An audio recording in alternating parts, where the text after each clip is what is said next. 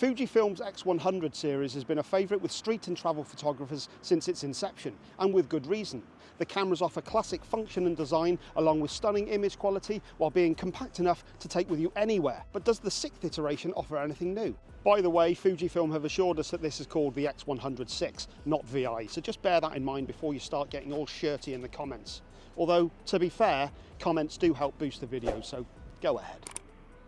Some of the most impressive features include a 40.2 megapixel sensor. We have a new film simulation mode, 6K at up to 30p, and most impressively, we have 6 stops of inbuilt image stabilization, a first for the X100 series. Now, I cannot wait to get out into Bath and try this thing out. So if you'll excuse me, I'm going to walk off in this direction, even though it's quite clear I'm going to have to come back for all of my filming gear. Oh, what's the point? You know what it meant now, it's just to spoil the illusion. So I'm very keen to get out and use this today, but before we do, let's go through some of the specs of this impressive camera. We have the same classic design, a hybrid viewfinder consisting of 3.6 million .EVF plus OVF and electronic rangefinder. We have the same Fujinon 23mm f2.0 lens from the X100V, and we also have the same aluminium top and base plates to give the camera a true premium feel. Now, a lot of those specifications might sound familiar to anyone who's looked at the X100V. So what's new? The X100VI now features the same 40.2 megapixel APS-C X-Trans CMOS 5 HR sensor and X processor 5 image processor from the X-H2 and X-T5, which is a serious upgrade from the 26.1 megapixel from previous models. Another huge upgrade is the inclusion of inbuilt image stabilization, which is a first for the X100 series. This has up to 6 stops of IBIS built in, which is going to be incredibly useful for using lower shutter speeds and for using in low light situations. There is a new film simulation entitled Realit-Ace, as well as updated subject detection and AF algorithm, and we also have a touchscreen LCD. Lastly, the camera is weather resistant, but you will need to add an adapter ring and protection filter to the lens in order to make it so. There are a huge amount of other fine details to get into, but I think it's best that we attack those as we go through. We don't have to attack anything. We're here to have a good time. Let's go. Okay, so I am finally out and about, ready to use the X100VI, and I'm here at Royal Crescent in Bath. I mean, that's not the only reason I've come here, but this is a pretty popular spot for architecture shots, so I'm going to try and replicate the same one that I've seen many times. Unfortunately today we have, I don't know if you can see that, a ton of scaffolding over the buildings, which does ruin it somewhat, but we've got to do what we've got to do, take this shot, and then we'll head off into Bath and we'll go to the baths. Though there is nothing particularly special about this image, when we zoom right in, we can get a real sense of the upgraded 40.2 megapixel sensor and the higher resolution that it can deliver. Pretty impressive for such a compact camera. Okay, I managed to do what I could with the 23mm lens. Wasn't quite wide enough for that shot I wanted, but got a decent shot though anyway, using the Acros film simulation. Always loved the black and white film simulations that they do. I love all the film simulations they do, in fact. Put a red filter on it as well, just made the sky really pop. And now I'm just going to work out where the heck I'm going to go. As I was making my way to the ancient Roman baths, I was able to get some decent images on the way. The X100VI truly excels in this area. It is perfect for documenting your travels and capturing memories. I was in a fine mood, taking in everything that this fine city had to offer, but this would soon be soured by a hideous revelation. So I've just found out that it's going to cost £21.50 to get into the baths. So while I just recompose myself and get my head together, let's go over the IBIS, or more specifically what that means in terms of the size and weight of the camera. As far as the size of the camera is concerned, there's actually not much difference at all. It's pretty much exactly the same as the previous iteration, only it's 2mm more in width, which is virtually nothing. That also means that you'll be able to use any of the previous cases with it, because there was already a little bit of leeway in those, so good for you. I'm not sure my brain knows what it's thinking. There is an extra 43 grams of weight, however, but when you consider the IBIS system that you're getting for it, I don't think that's anything too bad at all. So that brings the entire weight up to 512 grams, which includes the battery and memory card. Now, I'm going to go and pay £21.50 to get into some baths. £21.50. Though it does look pretty impressive, I have to say. Far more impressive than my hair. As I descended into the deep, dark, cavernous interior of the ancient baths, a thought occurred to me. £21.50. Also, this would be ideal to test out the low light capabilities and slower shutter speeds afforded to me by 6 stops of IBIS. Speaking of the 6 stops of IBIS, I found a place where I can test that out here. So I've got a 1 second exposure going on in this low light. Let's see how it turns out. For a 1 second image handheld, I was actually quite happy with that one.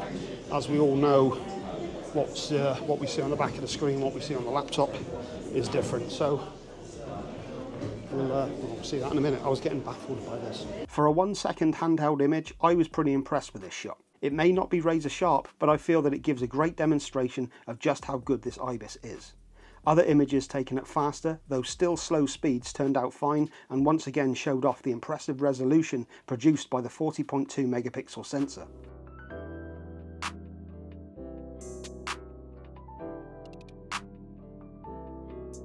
£21.50. Could be a good opportunity for some macro. Indeed it was, and with so many other macro opportunities available down here, this seems like as good a time as any to talk about the lens.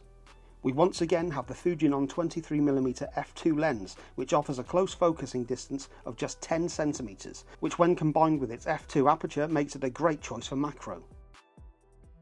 It's also worth pointing out that this lens is compatible with the existing wide and tele converters. The 35mm full frame equivalent of the lens also makes it a great choice for portraits as well as street photography.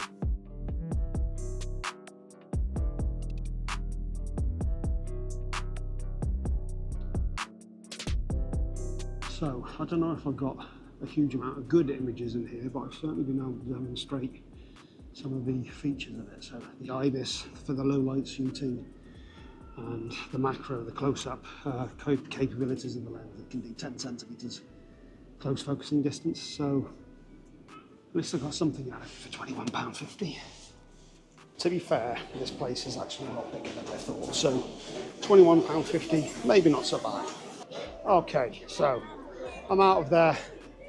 I think I've got a decent amount of stuff in there. And now I'm going to have a little look around and I'm going to see what else I can get while I'm in the mood. Whew.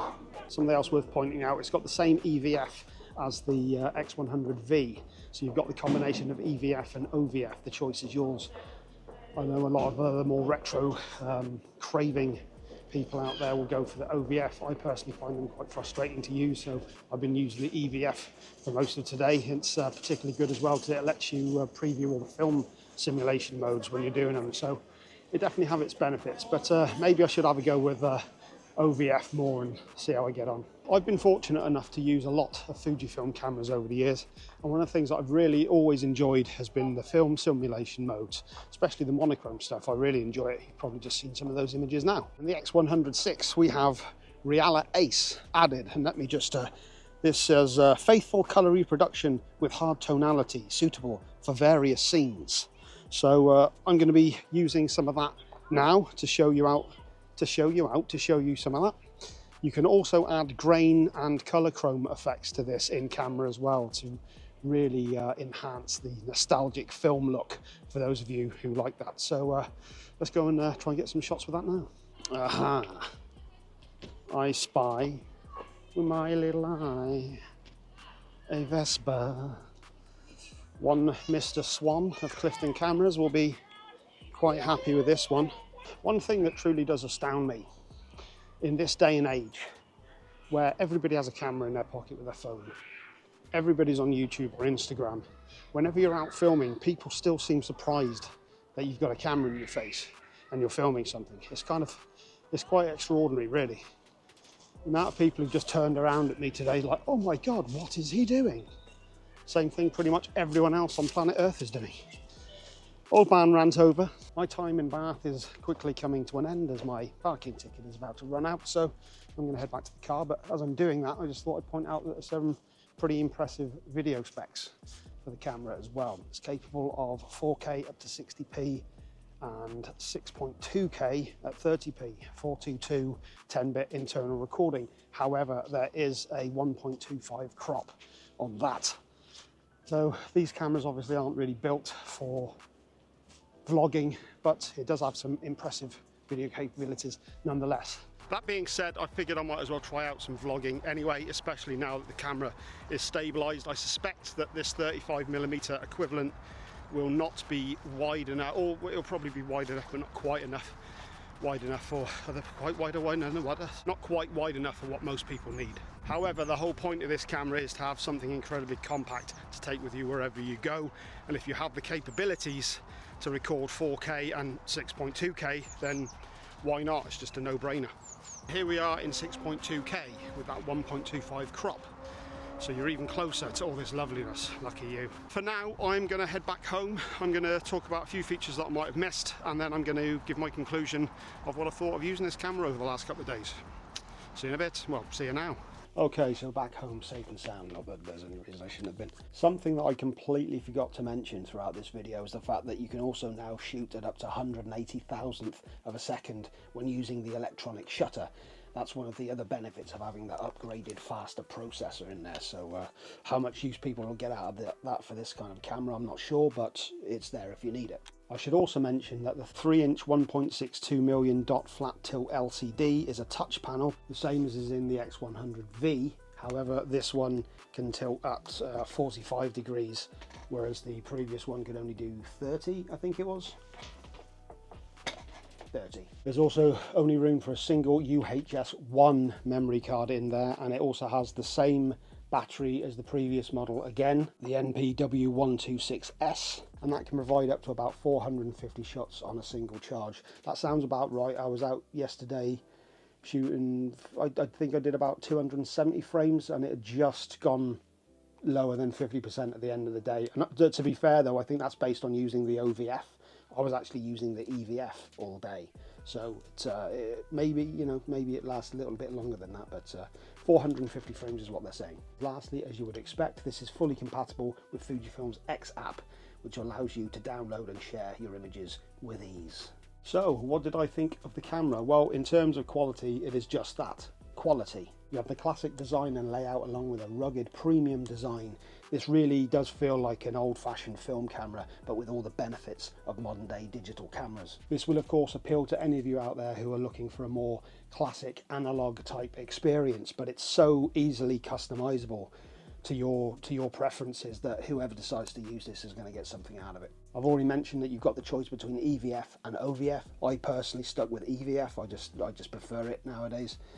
But it's nice to know that you have the option there, and it's all down to personal preference at the end of the day. So, should you buy one? Well, first of all, let's address the elephant in the room. I think it's fair to say that the X100V proved to be way more popular than people were expecting it to be, and there were a few supply issues because of that. So if you're one of those people who missed out on the previous iteration, then this may well be the better option anyway. Of course, you have that upgraded sensor, processor, and the inclusion of IBIS. Of course, it does cost a little more money, but when you consider what you're getting for that, I would say that it was well worth it. This is of course a stills camera, but it does have some pretty impressive video capabilities. Whether you use it for vlogging or not sure. Like I said earlier on, it does have limitations.